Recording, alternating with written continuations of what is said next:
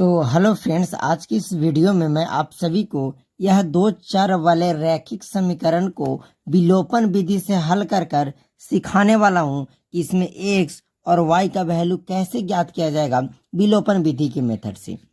मेरे दोस्त, आपके पास विलोपन, प्रतिस्थापन, वज्र गुणज कई विधियां होती है, लेकिन आपको एग्जाम में अगर आप कक्षा 10 के एग्जाम देते हैं तो आपसे मान लिया जाए पूछ दे कि आपको ये दो समीकरण दे दे और बोलेगा कि आपको इसको विलोपन विधि से हल करना है। तो आज की इस वीडियो में हम सबसे पहले विलोपन विधि को सीखेंगे कि आखिर ये विलोपन विधि क्या होता है।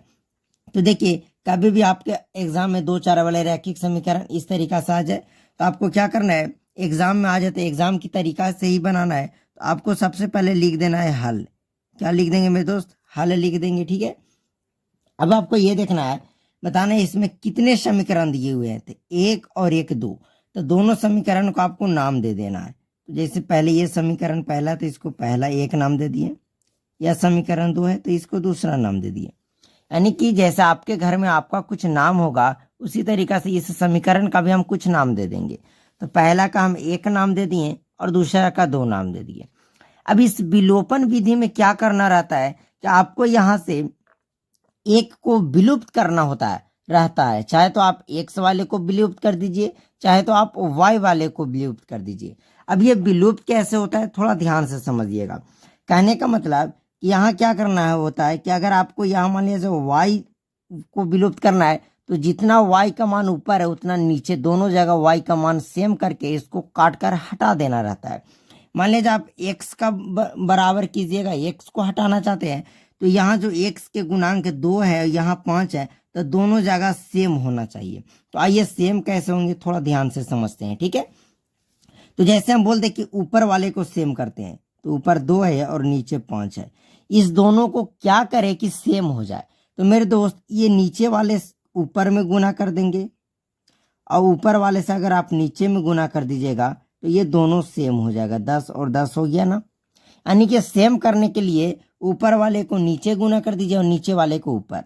अब देखिए, उसी तरीके से अगर y वाले को अगर बराबर करना रहे तो 3 है और 4 है, तो इसमें अगर हम 4 से गुना कर दे और इसमें अगर हम 3 से गुना कर दे, यानी यहाँ वाला नीचे वाला ऊपर और ऊपर वाला नीचे, तो आपका बराबर हो जाएगा। बराबर हो गया ना, 12 12 बराबर हो गया। तो आप चाहे तो x को बराबर कर सकते हैं, चाहे तो आप y का बराबर कर सकते हैं। ये आपके ऊपर डिपेंड करता है, आपके मन के ऊपर कि आप किसको बराबर करना चाहते हैं। तो देखिए, मान लीजिए हम x को बराबर करेंगे, तो x को बराबर करेंगे तो ऊपर कितना से गुना करना पड़ेगा, तो बोलिएगा कि 5 से गुना करना पड़ेगा, ठीक है। और नीचे आपको कितना से गुना करना पड़ेगा, तो नीचे आपको 2 से गुना करना पड़ेगा। इतना समझ गए? क्या किए हम यहाँ पे x वाले को बराबर कर रहे हैं, तो x वाले को बराबर करने के लिए आपको इसके गुणांक जो है ऊपर गुना करना पड़ेगा, इसके गुणांक है उसको नीचे से गुना करना पड़ेगा, ठीक है। अब आइए गुना करके देखते हैं। अब लिखेंगे यहाँ पे हम गुना करने पर। अब देखिए, जैसे ये आपको 5 से गुना करना है, तो ये 5 से गुना करना, तो इतना इसमें जितना टर्म आपको दिख रहा है, जैसे 1 2 3 चीजें दिख रही है, तो तीनों में आपको गुना करना होगा। 2 से गुना कीजिएगा तो ये सब में गुना करना होगा। तो आइए गुना करते हैं। तो पहले करेंगे 5 को 2 से गुना करेंगे, 5 दूना का 10 और 1 से तो 1 हो जाएगा। यहाँ प्लस तो प्लस हो जाएगा। यहाँ करेंगे तो 5 तिया का 15 हो जाएगा और y है तो y हो जाएगा। बराबर 5 को जब 8 से गुना करेंगे, 5 8 40 सबका हो गया। इतना समझ में आया? 5 से हम सब में गुना करेंगे तो 5 दूना का 10x, 5 तिया का 15y, 5 8 40। अब 2 से सब में गुना करेंगे तो 2 5 का 10 x हो जाएगा, प्लस 2 चौके 8y हो जाएगा,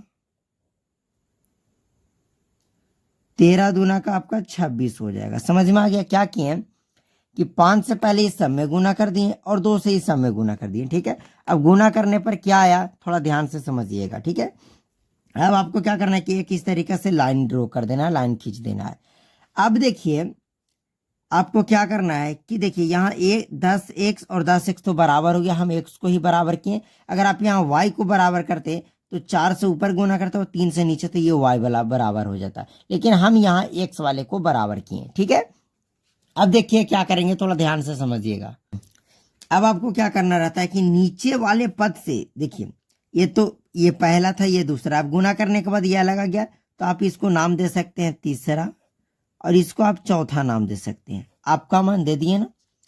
अब ये नीचे वाला से देखना है कि अगर ये प्लस में है तो यहाँ माइनस होगा, यह प्लस में है तो माइनस होगा, अगर माइनस में रहेगा तो प्लस होगा। ठीक है, यहाँ से देखना है। तो 10x की चीज में प्लस में तो यहाँ माइनस होगा, 8y यहाँ प्लस में यहाँ माइनस होगा, 26 प्लस में यहाँ माइनस होगा। कहने का मतलब कि अब जो ये नीचे वाले चीजें हैं इनका चिन्ह चेंज हो गया। जैसे ये पहले प्लस में थी तो अब माइनस हो गया, प्लस थी तो माइनस हो गया, प्लस था तो माइनस हो गया। कहने का मतलब कि अब इनका जेंडर चेंज हो गया। अब देखिए 10x ऊपर प्लस में और नीचे 10x माइनस में, ये कट गया यानी खत्म हो गया, 0। अब देखिए 15y और यहाँ पे 8y, अब इसको हम घटाएंगे तो 15y में से 8y जाएगा तो आपका बचेगा 7y। ठीक है, बराबर। अब देखिए 40 प्लस में और 26 माइनस में, जब हम इसको घटाएंगे तो 40 में से 26 जाएगा तो आपका बचेगा 14। ठीक है, अब देखिए यहाँ पे ये दोनों 7y, बीच में कोई चीज नहीं, इसका मतलब ये गुना में है। ठीक है, थोड़ा सा और आप चीजें कुछ सीख लीजिए। जैसे प्लस रहे, इसको अगर आप बराबर के दूसरी तरफ लेकर जाइएगा माइनस में बदलेगा, माइनस अगर इसको लेकर जाइएगा प्लस में बदलेगा, गुना है तो ये भाग में बदलेगा, अगर यह भाग है तो आपका गुना में बदलेगा। ये आपको याद रखना है, भूलना नहीं है। ओके मेरे दोस्त, ठीक है। तो ये 7y गुना में है तो हमें y का मान चाहिए, तो 7 गुना में उसको बराबर के दूसरा तरफ लेकर जाएंगे तो भाग में, तो 14/7 कटेगा, 7 दूना 14, यानी y का जो मान आ गया आपका 2 आ गया। ठीक है, y का मान कितना आ गया मेरे दोस्त, 2 आ गया। अब अपने को सिर्फ y का मान नहीं, आपको x और y दोनों का मान चाहिए। ठीक है, अब y का मान 2 आ गया तो आप क्या कीजिए कि y का मान चाहे तो आप समीकरण 1 में रख दीजिए, चाहे तो 2 में रख दीजिए, चाहे तो आप 3 में रख दीजिए, चाहे तो आप 4 में रख दीजिए, कोई सभी समीकरण में रख दीजिए, आपका मान आ जाएगा, x का आंसर आ जाएगा। तो देखिए y का मान समीकरण 1 में रखने पर, अब बताइए कि आपका समीकरण 1 क्या था। आप चाहे तो कोई भी समीकरण में रख सकते हैं। तो 2x + 3y = 8, यही था ना। तो हम इस समीकरण 1 को लिख लेते हैं, 2x + 3y = 8, यही है ना आपका समीकरण 1। अब आइए जहां y है वहां हम 2 रखना है, तो 2x है तो 2x छोड़ दीजिए +3। अब हम यहाँ बोले कि कोई चिन्ह ना, इसका मतलब ये गुना में है तो y के जगह हमको 2 रखना है। ठीक है, इस y के जगह हम कितना रख दिए, 2 रख दिए।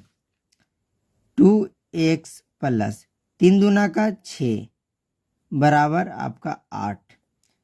2x बराबर, पहले से बराबर के उधर 8 है, यह 6 इधर प्लस में तो प्लस उधर जाकर माइनस में बदल जाएगा, यानी 2x बराबर क्या हो जाएगा मेरे दोस्त, तो 8 में से 6 जाएगा 2। अब ये 2 गुना में उसको लेकर जाएंगे भाग में, यानी x बराबर 2/2 कटेगा तो आपका 1, यानी कि x का जो वैल्यू आ गया वह 1 आ गया और y का जो वैल्यू आ गया 2 आ गया। ठीक है, तो कैसे बनाए विलोपन विधि से, आप तो अच्छे तरीका से सीख गए होंगे। क्या करना है कि आपको कोई एक को विलुप्त कर देना है, एक को हटा देना है। जब एक को विलुप्त कर देंगे ना तो आपका इजी हो जाएगा, एक खत्म हो जाएगा और एक का मान आ जाएगा। अब मान लिया जब यहाँ y का विलुप्त करते हैं तो यहाँ आपका x का वैल्यू निकल जाता। ठीक है, और x का वैल्यू एक आया तो एक ही निकलता, ऐसा नहीं कि आपका दूसरा निकलता। तो आप उससे ट्राई कीजिए, अगर नहीं आएगा तो आप कमेंट कीजिएगा, फिर से मैं आपको अच्छे तरीका से समझाऊंगा। तो मेरे दोस्त, यह नया चैनल आप सभी के लिए बहुत ज़्यादा इम्पोर्टेंट है। अगर आप किसी भी कक्षा में पढ़ते हैं, अगर आपको गणित सीखना है ना मेरे दोस्त, तो इस चैनल को सब्सक्राइब करके रखिए, आपको बेहतरीन तरीका से यहाँ गणित सिखाया जाएगा। तो चलिए इस वीडियो को यहीं समाप्त करते हैं, जब तक के लिए जय हिंद जय भारत।